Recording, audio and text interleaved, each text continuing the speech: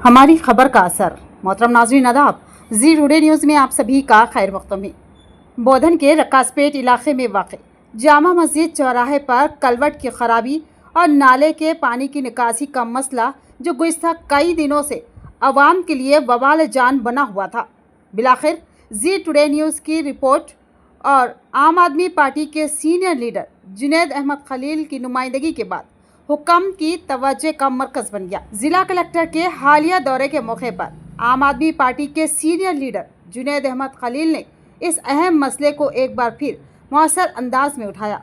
जुनैद अहमद खलील ने बताया कि इस मामले पर वो पहले भी मुतादिद बार नुमाइंदगी कर चुके हैं और हाल ही में इस काम के लिए टेंडर मंजूर होने के साथ साथ काम का ऑर्डर भी जारी किया जा चुका है, लेकिन कॉन्ट्रैक्टर की जानिब से काम शुरू न होने पर उन्होंने जिला कलेक्टर के सामने सख्त नाराजगी का इजहार किया। इस अवामी शिकायत और मीडिया रिपोर्ट को संजीदगी से लेते हुए बिलाखिर इंतजामिया हरकत में आई और कलवट के काम का आगाज कर दिया।